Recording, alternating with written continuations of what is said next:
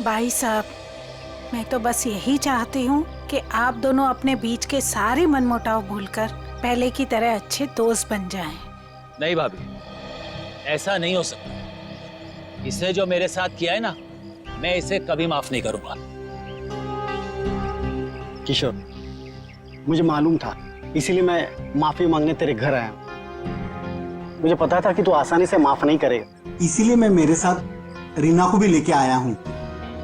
मेरा नहीं तो कम से कम इसका तो मान रख ले।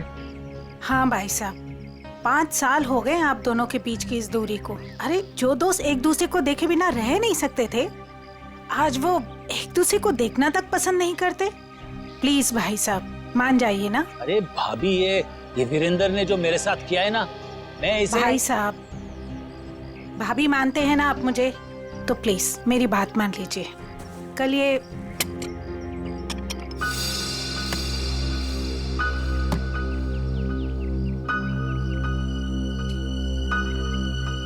ठीक है, तो अंदर जाओ, हम लोग कुछ बातें कर रहे हैं। जी सर।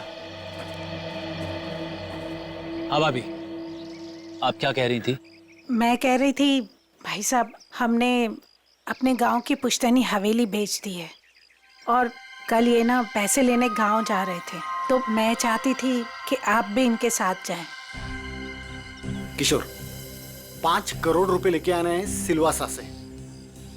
अगर तुम साथ में रहोगे तो हिम्मत रहेगी। क्यों भाई, रीना भाभी तुम्हारे साथ नहीं जा रही है? नहीं भाई साहब, मैं बिल्कुल नहीं जाऊंगी। आप दोनों जाएंगे एक दूसरे के साथ, और रास्ते में जितने गिले शिकवे भी है ना, प्लीज दूर कर लीजिएगा, ताकि आप दोनों जब वापस आए तो मुझे पहले की तरह दोस्ती मिले। ठीक है भाभी, आप कह रही है ना, तो मैं मान रहा हूँ, वरना इसे तो मैं जिंदगी भर माफ नहीं करने वाला था। मैं मानता हूँ कि मैंने कुछ गलती की थी, लेकिन तू इतना कठोर निकलेगा ये मैंने सपने में भी नहीं सोचा था। अरे छोड़ यार, चल चाय पी। भाभी चाय पीजिए। नमस्ते दीदी। नमस्ते जीजाजी। नमस्ते। खुश रहो। भाई साहब, ये करण है, मेरा मुंह बोला भाई है। तो मुंह बोला, लेकिन सगे से भी बढ़कर है। टाइम के बहुत पंक्चुअल हो यार, टाइम पे आ गया। वो भी अपना सारा जरूरी काम छोड़कर सिर्फ दीदी को शॉपिंग कराने के लिए। अच्छा बाय द वे करण, ये मेरा जिगरी दोस्त किशोर। नमस्ते सर। नमस्ते बेटा, बैठो। Thank you uncle.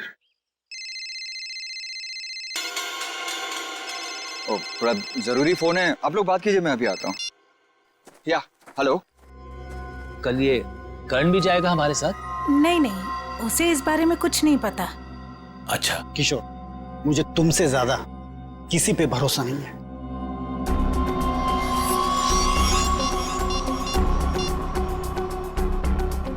हेलो, मालिक कल 5 करोड़ रुपया लेने के लिए बीरेन जी के साथ उनके गांव सिलवासा जा रहे हैं।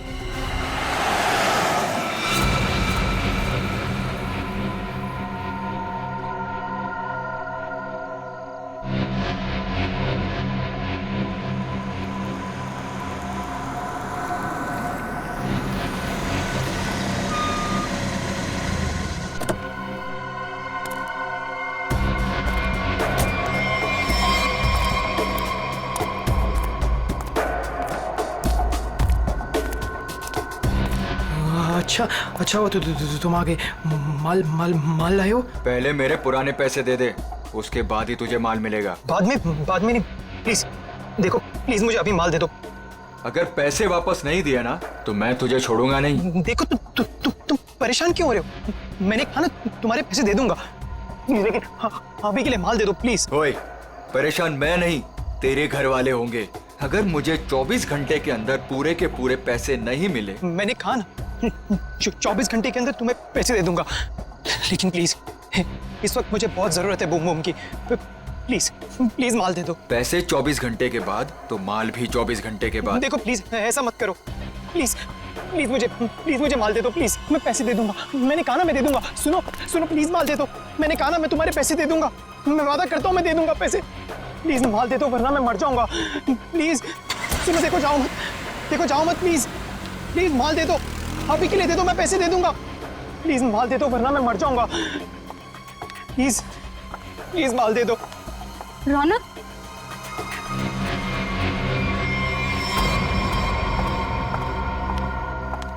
ये क्या हालत बना रखी है तुमने? ये सब छोड़ क्यों नहीं देते हो रौनक? तुम यहाँ क्या कर रही हो? तुम्हें कहा था ना मैंने यहाँ नहीं आने के लिए, फिर यहाँ क्यों आई? मुझे पता है रौनक, दोपहर से तुम्हारी तबीयत ठीक नहीं थी, इसलिए तुम्हें देखने के लिए तुम्हारे रूम पे भी गई थी, पर वहां पे ताला लगा हुआ था। तब मुझे पता चला कि तुम कहाँ मिलोगे। सुना ना, थोड़ा कर्जा हो गया मुझ पर। थोड़ा नहीं रौनक, मुझे पता है कि तुमने काफी पैसे उधार ले रखे। रौनक, अगर तुमने उनके पैसे नहीं लौटाया ना तो देखो, घबराओ मत, कुछ नहीं होगा मुझे नेहा। तुम्हें पता है ना कितने खतरनाक लोग हैं वो। अगर तुमने उनके पैसे वक्त पे नहीं लौटाए ना रौनक, पता नहीं वो लोग क्या कर देंगे। मैंने कहा ना मुझे कुछ नहीं होगा।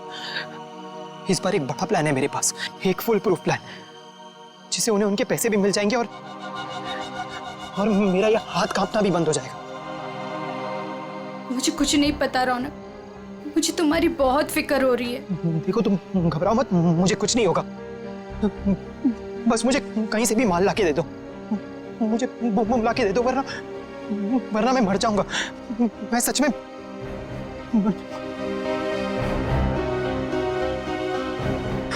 रौनक, रौनक, रौनक, तुम ठीक हो ना?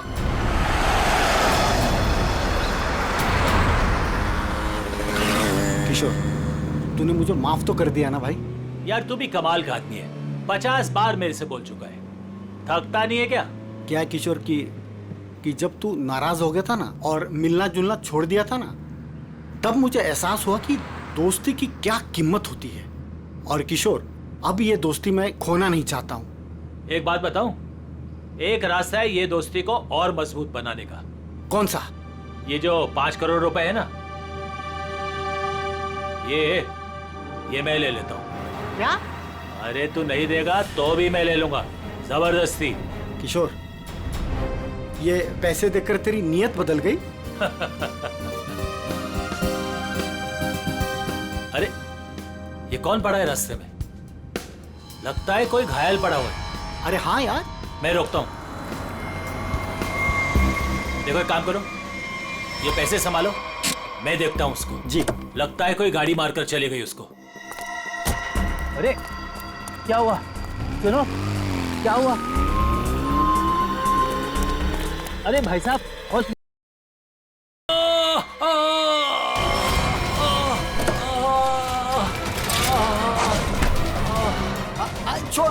छोड़ मुझे, बचाओ, छोड़, चोर, बचाओ, बचाओ।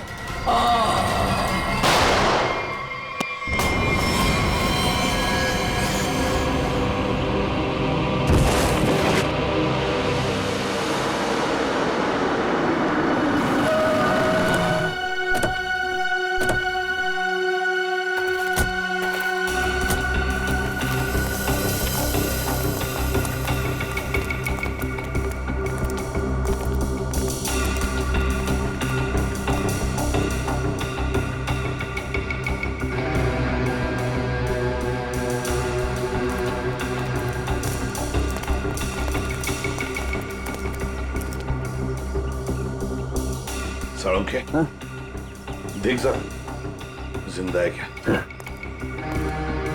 सर, इसका नाम किशोर है सर। गहरी चोट लगी, इसमें बेहोश हो गई, तुरंत हॉस्पिटल भिजवाना पड़ेगा। फ्रेडी, मैं एम्बुलेंस को फोन करता हूँ सर। हाँ जल्दी।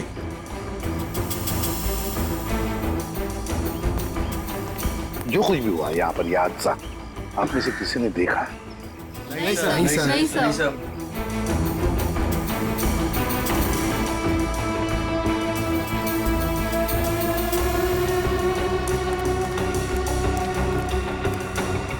बॉस, पॉइंट ब्लैंक रेंज से गोली मारी गई है। गन पाउडर लगा हुआ अभी भी घाव पर। हाँ, ये देख सर, उनके खरोच के निशान है हाथ पर। लगता है खूनी के साथ हाथापाई हुई है। सर पे भी चोट लगी है, लगता है इनका सर किसी चीज से टकराया है।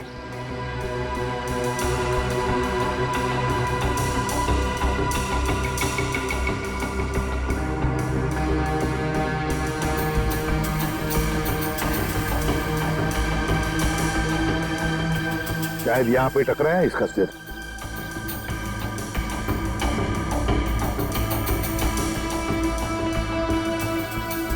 सर गाड़ी के अंदर से हाँ ये नोटों की गड्डी मिली है और ये टूटा हुआ है। लगता है ब्रीफकेस का टुकड़ा है।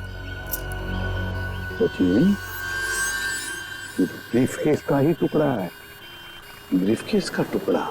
और ये सब गाड़ी के अंदर मिला तो जरूर गाड़ी के अंदर ब्रीफकेस होनी चाहिए सचिन। हो सकता है उस ब्रीफकेस के अंदर पैसे भी हो और शायद उसी लिए ये सब हुआ होगा। देखते हैं, पता चल जाएगा। वो क्या है? मैंने किशोर जी को अस्पताल भिजवा दिया है। ठीक है।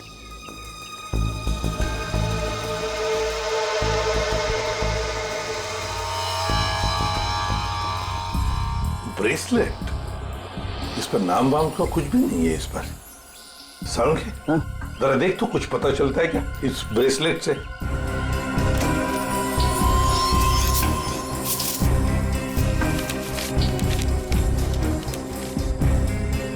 सर, हाँ, ये गाड़ी किसी वीरेंद्र नाम के आदमी की है। लगता है सचिन वो किशोर है तो फिर यही वीरेंद्र है।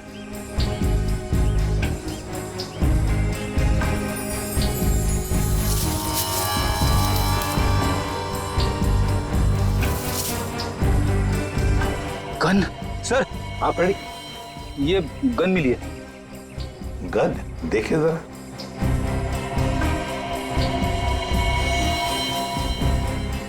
दे दो तरीका को। तरीका बॉस, इस ब्रेसलेट पे एक किस्म का केमिकल है। अब वो कौन सा केमिकल है ये लैब में ले जाकर पता चलेगा। ठीक है।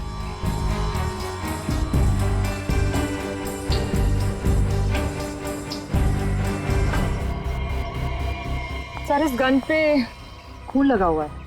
लगता है इसी गन के बट से किशोर जी पर वार किया गया था।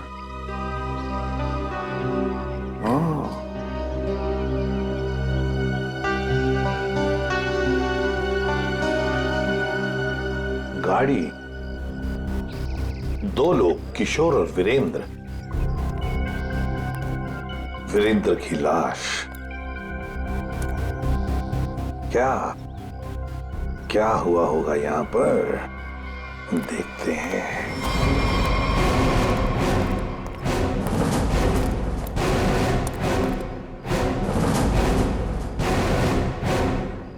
किसी न किसी वजह से गाड़ी यहां पर रुकी। किशोर गाड़ी में से बाहर निकला, उसकी पीठ इस तरफ थी। बस उसी में किसी ने आकर उसे यहां सिर पर वार किया और किशोर यहां पर गिर गया। हो सकता है ब्रीफकेस में पैसे थे। वीरेंद्र शायद पैसे की बैग लेकर अपने आप को बचाने की कोशिश में भाग रहा था। खूनी ने उसे देख लिया और दबोच लिया। दोनों में हाथापाई हो गई। वीरेंद्र को पॉइंट ब्लैंक रेंज पर गोली मार दी। ये जो कुछ भी है पैसों की वजह से ही हुआ है, पर किसने?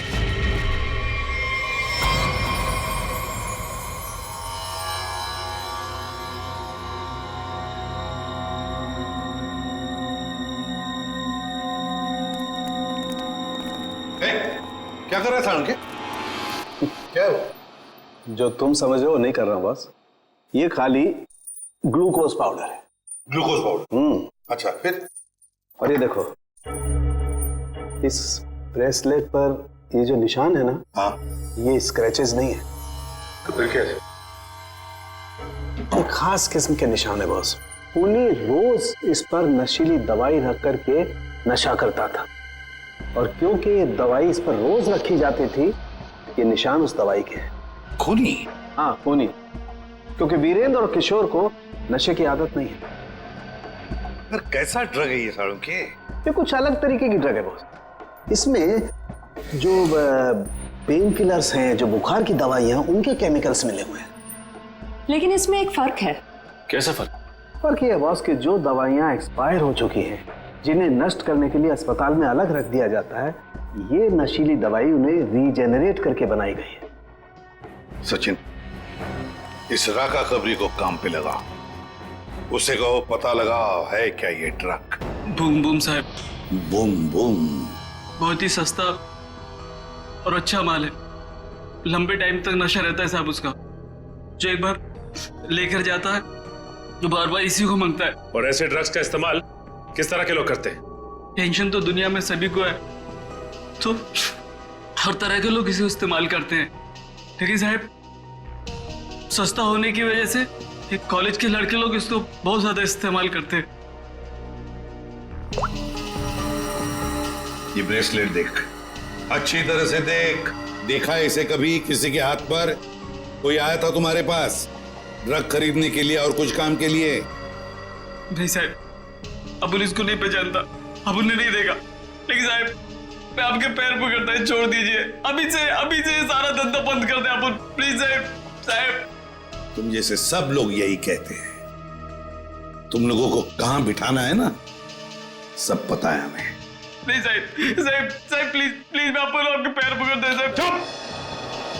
पैर पकड़ता है।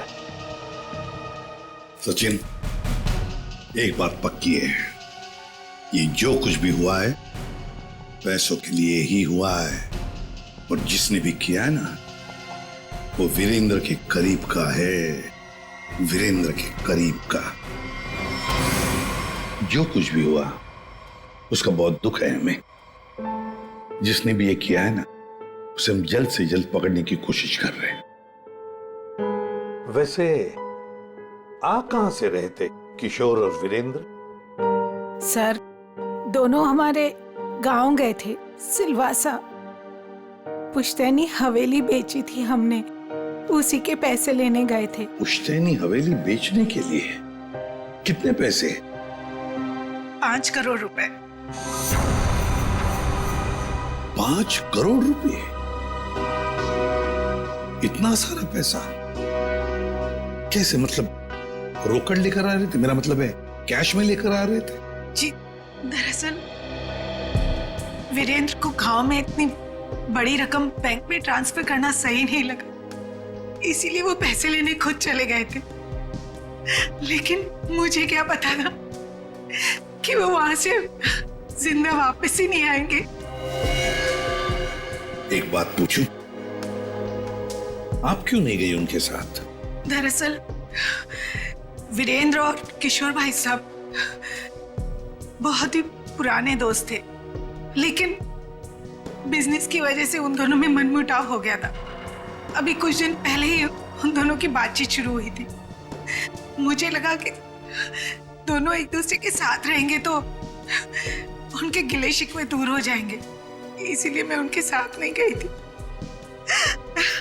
अच्छा, एक बात बताइए, किशोर और वीरेंद्र इन दोनों के बीच में दोस्ती टूटने की वजह क्या थी? पैसा। पैसा? दरअसल दोनों दोस्तों ने मिलकर एक कंपनी खोली थी, लेकिन वीरेंद्र ने अपने निजी काम की वजह से बाहर से कंपनी के नाम से पैसा उधार ले लिया था। अच्छा। और टाइम पर पैसा ना चुकाने की वजह से कंपनी का नाम खराब होने लगा था। और जब ये बात किशोर भाई साहब को पता चली तो उन्हें बहुत ही गुस्सा आया और दोनों में कहा-सुनी हो गई। आपको ऐसे नहीं लगता है कि शायद किशोर का हाथ हो इसमें? आइए साहब, आइए। मालिक इस कमरे में। ठीक है, थैंक यू। किशोर जी। अरे आप लोग? संभालिए। कैसी तबीयत है आपकी अब? ठीक है, पहले से तो बेहतर हूं। एक्चुअली जो हादसा आप लोगों के साथ हुआ है उसके बारे में हमें थोड़ी पूछताछ करनी थी। हाँ बोलिए ना। जिस कार में आप और वीरेंद्र आ रहे थे उसमें हमें एक ब्रेसलेट मिला है, ये उसकी फोटो है। आप इसको पहचानते हैं? नहीं, इसके बारे में मुझे कुछ नहीं पता। ठीक है, ये बताइए कि उस दिन हुआ क्या था? भाई हुआ ये कि हम लोग वीरेंद्र के 5 करोड़ रुपए सिलवासा से लेकर मुंबई आ रहे थे। जब हम लोग बम्बई के पास आए तो अरे ये कौन पड़ा है रास्ते में? लगता है कोई घायल पड़ा हुआ है। देखो एक काम करो, ये पैसे संभालो, मैं देखता हूँ उसको। जी। लगता है कोई गाड़ी मारकर चली गई उसको। अरे ये क्या हुआ? सुनो, क्या हुआ? अरे सुनो, होश में आओ। उसके बाद मैं बेहोश हो गया और उसके बाद मुझे कुछ याद नहीं। आप लोग पैसे लेके आने वाले हैं, ये बात आप दोनों के अलावा और किस किस को पता थी? वीरेंद्र की वाइफ रीमा, बस, और किसी? कोई और किसी को जानकारी थी? याद कीजिए, जब आप लोग बात कर रहे हो तो शायद उस समय कोई आया गया हो। बीच में मेरा नौकर गनू चाय लेकर आया था।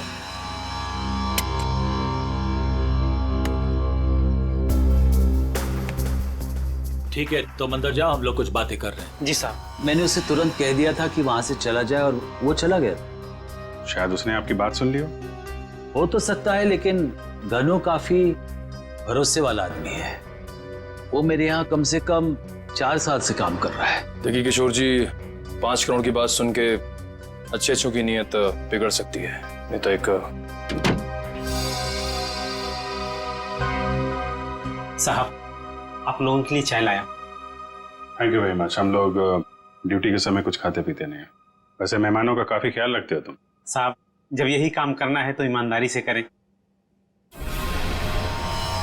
वैसे ये घड़ी भी बहुत अच्छी पहनी है तुमने। जी साहब। मालिक, बाजार से कुछ सामान लाना है, लेके आऊं? हाँ जाओ, लेकिन जल्दी आ जाना। ठीक है।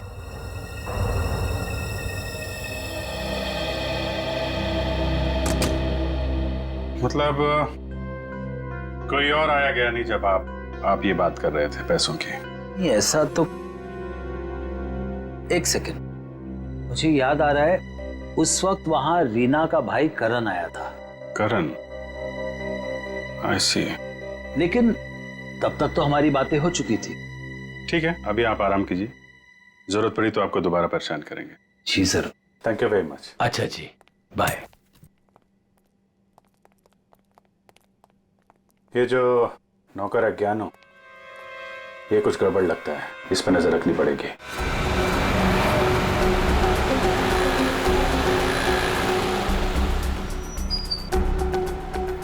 भाई साहब, मोबाइल दिखाना। बोलिए सर। अच्छा हो महंगा हो। ये कितने का है? ये आ गया 45,000 का। अच्छा अच्छा, ठीक है ठीक है।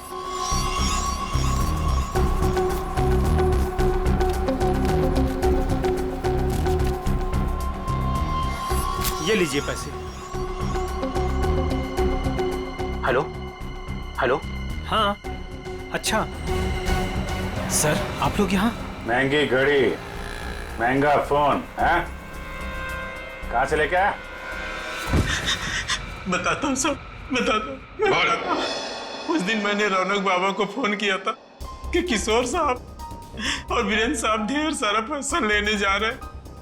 कौन है ये रौनक? है रौनक बाबा किशोर साहब के खानदान की आखिरी निशानी है, उनके पोते हैं। लेकिन घर पे तो दिखाई नहीं दिया ये रौनक, और ना ही किशोर जी ने उसका जिक्र किया। वो हॉस्टल में रहते, वो घर ज्यादा नहीं आते। तुमने ये पैसे वाली बात रौनक को क्यों बताई? रौनक बाबा को पैसे की जरूरत रहती थी, किशोर साहब उतने पैसे नहीं देते थे उनको, और वो जब घर आते थे तो वो उनके लॉकर से पैसे चुराते थे और मैं उनकी मदद करता था और वो मुझे आधे पैसे देते थे। एक बच्चे को सुधारने के बजाय तू उसे बिगाड़ रहा था। जैसे ही उस दिन मैंने पैसे की बात सुनी, मैंने रौनक बाबा को फोन कर दिया।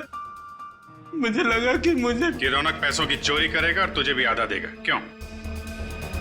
वैसे रौनक इतने सारे पैसों का करता क्या था? मैंने उनसे कभी पूछा नहीं। ये देख, ये देख, ये ब्रेसलेट रौनक का है? नहीं साहब, मुझे नहीं पता। वैसे बहुत दिन से वो घर नहीं आ रहे और मैंने उनके हाथ में देखा नहीं कभी। रौनक ने तुझे फोन करके बताया इस चोरी के बारे में? साहब, मैं 2 दिन से उनको फोन करने की कोशिश कर रहा हूँ, उनका फोन लग नहीं रहा है। सर, वो ना रौनक का ही हाथ लगता है इस खून और चोरी में। कहाँ है रौनक का हॉस्टल बता।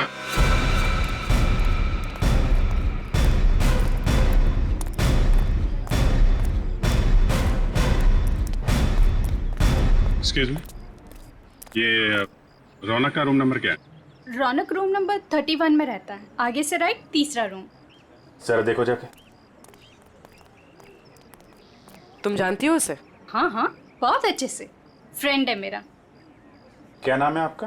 मेरा नाम नेहा है। पर आप लोग कौन हो? हम लोग सीआईडी से। सीआईडी? सब ठीक है ना? आप जरा ये फोटो देखिए ब्रेसलेट की, इसे पहचानती हैं आप? ये ऐसा तो बिल्कुल रौनक के पास है, मैंने गिफ्ट किया था उसे। पर आप लोगों को कहाँ से मिला ये? वहीं जहाँ पे रौनक ने इसे गिराया था। एक बात बताओ, ये रौनक ड्रग्स वगैरह लेता है क्या?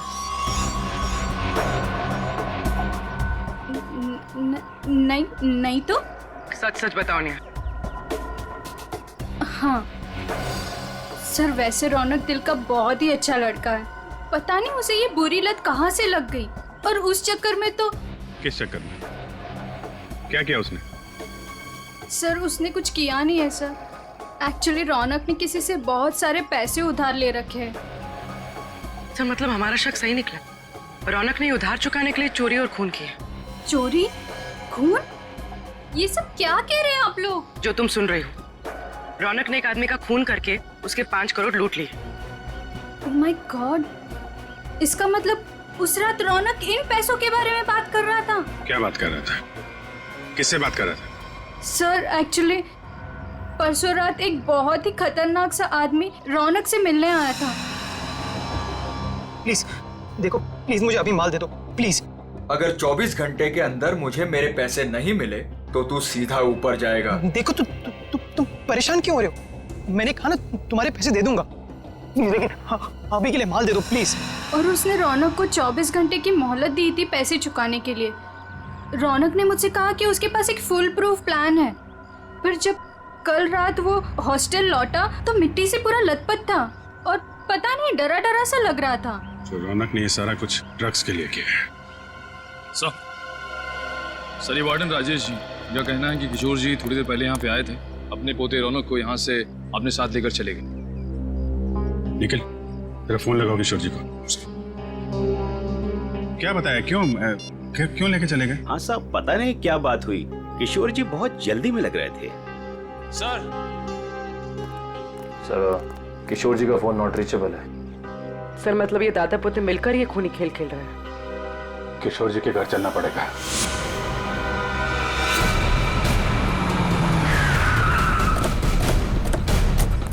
गाड़ी है किशोर जी की, दोनों अंदर ही होंगे। सर यहाँ से भी भागने की तैयारी कर रहे होंगे। दरवाजा खुला है, सावधान रहना।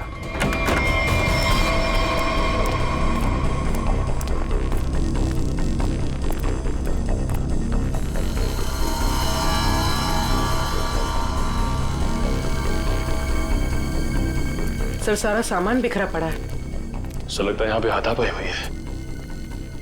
लेकिन ये रौनक और किशोर हैं कहाँ? देखो जरा।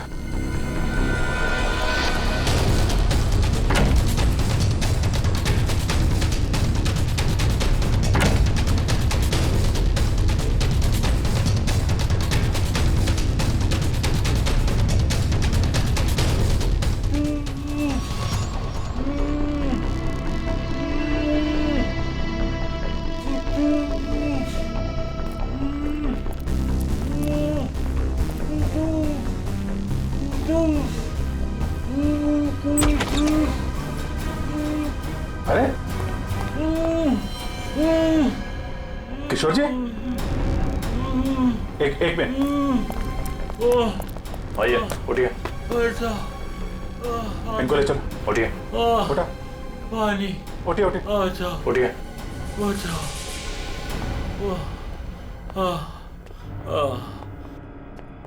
पानी दो इनको। Yes sir. पानी। बैठिए।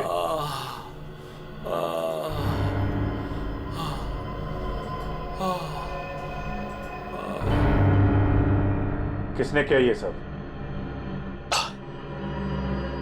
पता नहीं सर वो कौन लोग थे। उन्होंने मुझे मार मार कर बेहोश कर दिया और वहां बेसमेंट में फेंक दिया सर। आपका पोता रौनक कहाँ है जिसने वीरेंद्र का खून किया है? सर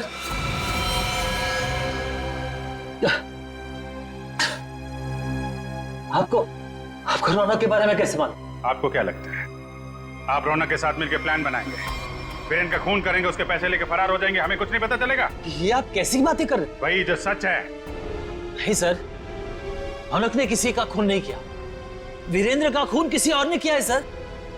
आपने हमें नहीं बताया किशोर जी, लेकिन हमें पता चल चुका है वीरेंद्र की कार में जो ब्रेसलेट मिला था वो रौनक का है। रौनक ने खून किया है, वो खूनी है। नहीं सर, रौनक ने खून नहीं किया सर, वीरेंद्र का खून कोई और है। अच्छा, आपको ये कैसे पता? आप तो वीरेंद्र के मरने से पहले ही बेहोश हो गए थे ना? सर मेरी बात सुनिए, जब मुझ पर वार हुआ ना, मैं एकदम से बेहोश नहीं हुआ था, मैं तो धीरे धीरे।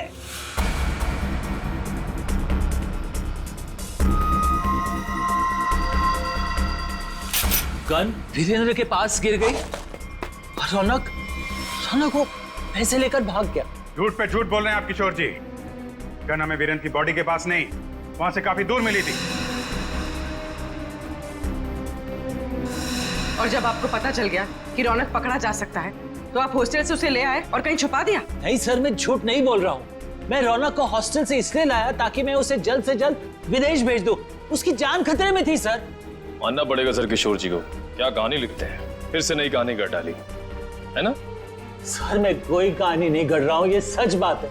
जिन लोगों ने मुझे मार मार कर बेसमेंट में फेंक दिया बेहोश करके, वही लोग मेरे पोते को अगवा करके लेके गए थे। मुझे लगता है सर वीरेंद्र का खून भी उन्होंने ही किया है। हाँ सर, सच्ची। लेकिन वीरेंद्र का खून उसी गन से हुआ है जो हमें क्राइम सीन पे मिली है, समझे आप? एक मिनट, ये कह रहे हैं कि गन वीरेंद्र की बॉडी के पास थी। हाँ, जबकि गन हमें वीरेंद्र की बॉडी से दूर मिली है। तो कहीं ऐसा तो नहीं कि इनके बेहोश होने के बाद कोई वहां पर आया और उसने वीरेंद्र का खून किया और गन वहां छोड़ के चला गया? लेकिन सर ऐसा कौन करेगा? वही जो रौनक को झूठे खून के मामले में फंसाना चाहता है। सर उसी हादसे के बाद रौनक को धमकी वाले फोन आने लगे। किस बात की धमकी? वो पैसों की, 5 करोड़ की। पैसे कहाँ हैं? पैसे? सर वो रौनक मुझे पैसे के बारे में बता ही रहा था। बेटा तू घबरा मत, तू बता साफ साफ क्या हुआ। दादाजी वो पैसे। हाँ बोल। दादाजी बता कहाँ है पैसे? क्या कर रहे हो दादाजी ये लोग क्या कर रहे हैं? छोड़ो। चल जल्दी बता, पैसे कहाँ हैं? मुझे नहीं मालूम पैसे कहाँ हैं, मुझे नहीं पता। तू ऐसे नहीं मानेगा। दादाजी ये लोग क्या कर रहे हैं? छोड़ो, इससे पता लगा लेंगे। दादाजी ये रौनक का सारा सामान कहाँ है? रौनक का सामान उसके हॉस्टल के रूम में। मुझे रौनक की जान की इतनी फिक्र थी कि सब कुछ छोड़ के रौनक को घर लेके आ गया। रौनक का हॉस्टल चेक करना पड़ेगा। आइए सर, यही है रौनक का कमरा।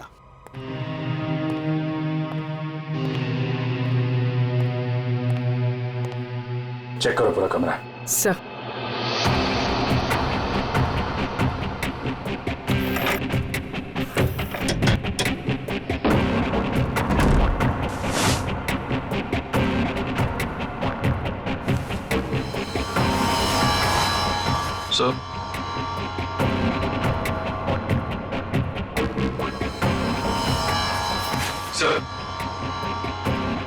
ये रौनक के कपड़ों पे, जूतों पे मिट्टी, इसके बारे में कुछ जानते हैं आप लोग? हाँ सर, कल उसने यही कपड़े पहने थे। मैंने उससे पूछा भी था, उसने बताया कि वो कहीं गिर गया था। बस के टिकट से जनक नगर? ये बस स्टॉप तो वहीं पे है, जंगल के पास, जहाँ पे वीरेंद्र का खून हुआ था। कहीं सारे पैसे उसने उस जंगल में तो नहीं छुपा दिया?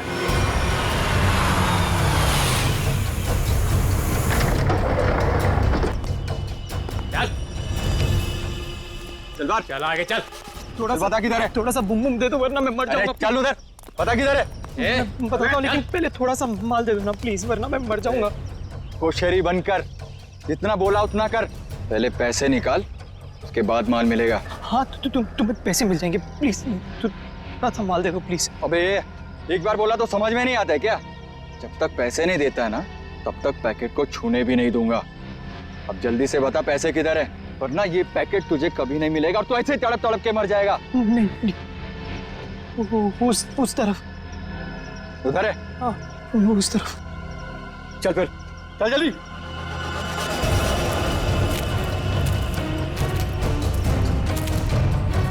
कहीं हमें बेवकूफ तो नहीं बना रहा है तू? सीधा ये यहाँ से। सीधा? थोड़ा माल। कहाँ से? एक मिनट। कब किधर है? मैं वो यहाँ से सीधा ही है, सीधा है। चल सीधा।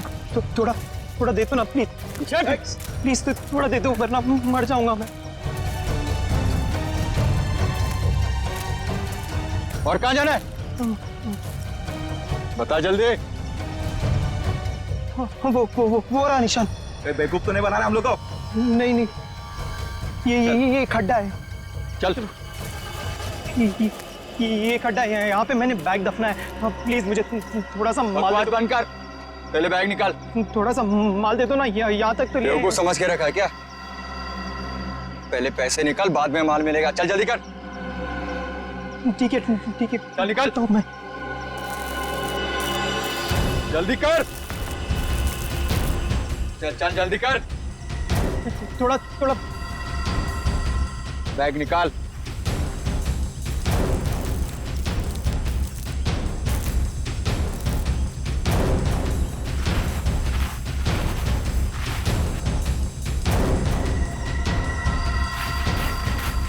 तू ऐसे नहीं मानेगा।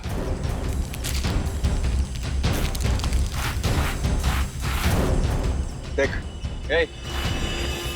जितना टाइम लगाएगा ना उतना ही माल गिरता जाएगा जमीन पर।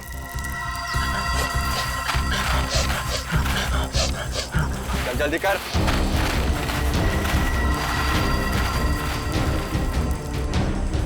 खत्म हो रहा है, जल्दी कर। चल, फेंक दूंगा सारा। लगता है हमारे अलावा कोई और भी आया है इस जंगल में। तू कर जल्दी कर। तेरे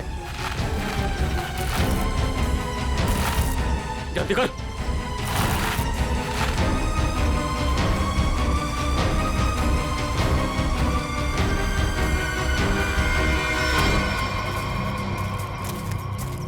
पूरा जंगल झाड़ मारते हैं।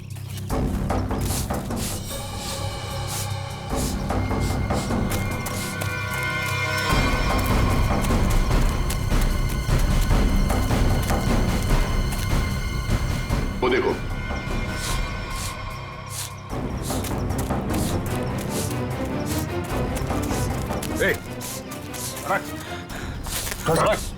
रौनक, अरे रौनक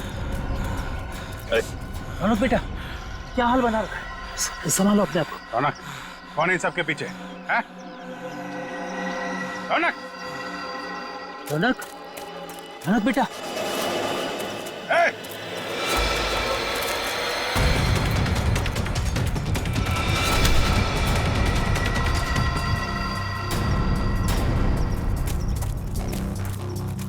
कौन है तू? हैं? जो कर रहा है ये सब? ओए, उड़ दो उसे, वरना मैं इन दोनों को मार दूंगा। इन दोनों में से किसी को खरोच भी आई ना, तेरा ये आदमी तो गया। ठीक है, मार देना उसे। मेरे पास और भी लोग हैं।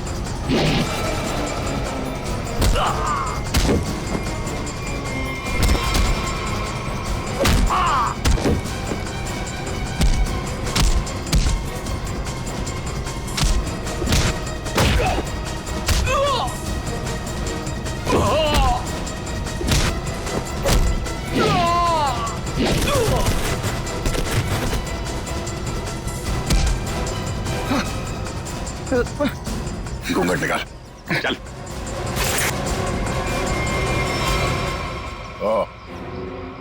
वांटेड ड्रग माफिया रजनी का बेटा दिलावर।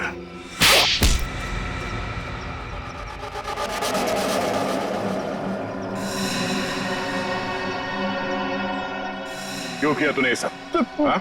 बता दो, मुझे पता चल गया था कि वीरेंद्र अपनी पुश्तैनी हवेली बेचने वाला है सर। तभी मैंने पैसे लूटने की प्लानिंग कर ली थी सर। इसीलिए सर वो मैं रीना को घर में उल्लू बनाता रहा सर, उसका भाई बनकर। और वीरेंद्र के पीछे मैंने अपने लोग लगा लिए थे।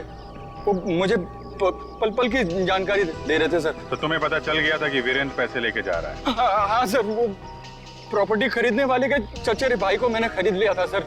वो उसी ने मुझे ये खबर दी सर। और तुमसे पहले रौनक वहां पर पहुंच गया और वीरेंद्र से पैसे का बैग छीन कर भाग गया वहां से।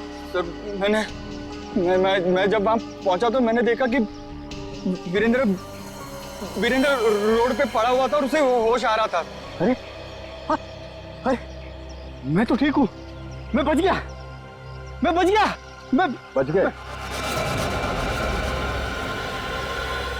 लेकिन अब नहीं बचोगे।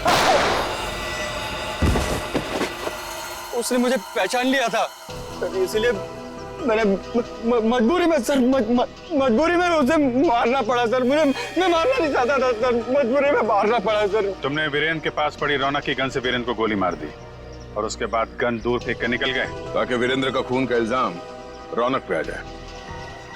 हाँ सर, वो मैंने बाद में सोचा कि मैं रौनक को डरा धमका के उससे पैसे छीन लूंगा सर, पर मुझे नहीं पता था ये सब हो जाएगा सर। पैसों के लिए तुमने ये सब किया, पर मिला क्या? किस्मत खराब थी तुम्हारी कि हम लोग बीच में आ गए। नहीं सर, मेरी तकदीर खराब नहीं हो सकती, मेरी तकदीर खराब नहीं हो सकती सर। जब तक मेरी माँ आपकी गिरफ्त में नहीं है ना, मेरी तकदीर खराब नहीं हो सकती। तुम्हें पकड़ लिया ना, माँ भी पकड़ी जाएगी। बहुत याद आ रही है तुम्हें माँ की। बहुत जल्द माँ बेटे का मिलन जेल की सलाखों के पीछे होगा।